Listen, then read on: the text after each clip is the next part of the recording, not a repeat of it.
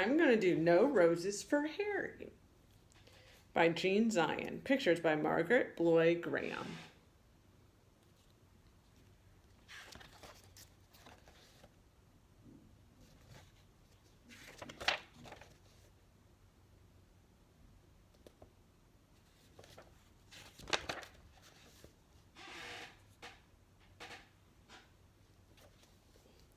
Harry was a white dog with black spots. On his birthday, he got a present from Grandma. It was a woolen sweater with roses on it. Harry didn't like it the moment he saw it. He didn't like the roses.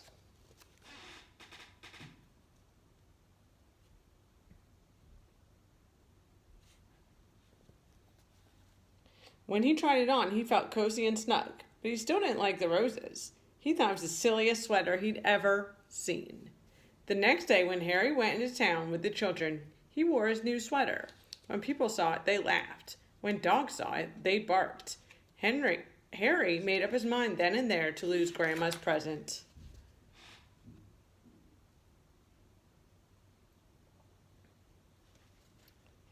When they went to a big store to shop, the children took off his sweater and let him carry it. This is just what Harry wanted.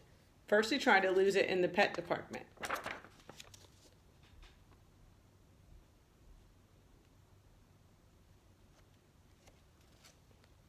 But a man found it and gave it back. Then he tried to lose it in the grocery department.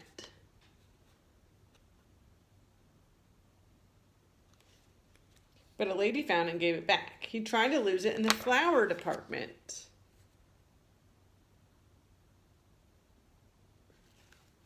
But a little boy found it and gave it back. The children didn't let Harry carry it anymore. They made him wear it. As they started home, Harry was beginning to think he'd never lose it.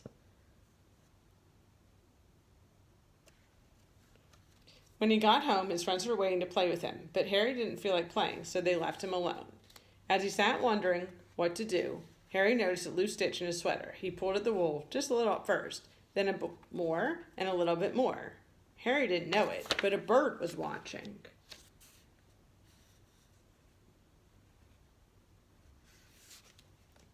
In a minute, Harry pulled out quite a long piece of the wool. The end of it lay on the grass behind him. Suddenly, the bird flew down. Quick as a flash, she took the end of the wool in her beak and flew away with it. It all happened before Harry could even blink. The sweater began to disappear right before Harry's eyes. First one leg, then the neck, then the other leg, then the back, and finally the whole thing was just one long piece of wool flying off into the sky. The sweater was gone.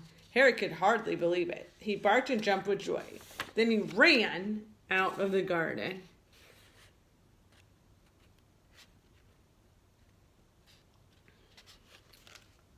He ran down the street barking thank you to the bird over and over again. The bird and wool were just a tiny speck in the sky, but Harry kept following them.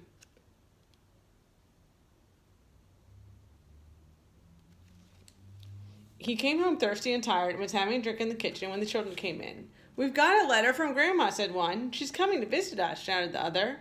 Harry thought of the sweater and his tail drooped.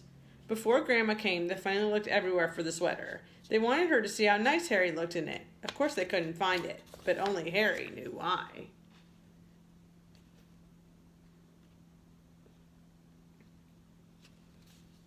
When Grandma arrived, Harry ran to her with her leash. Then he sat up and begged. "All right, Harry," said Grandma. "After I've had my lunch and nap, we'll go for a walk." That afternoon, Harry and Grandma and the children started off on their walk. Harry barked happily and pulled towards the park.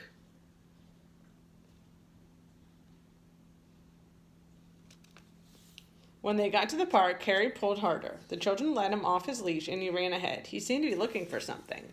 All at once, he stopped under a big tree. He looked up and began to bark and wag his tail. Grandma and the children came running.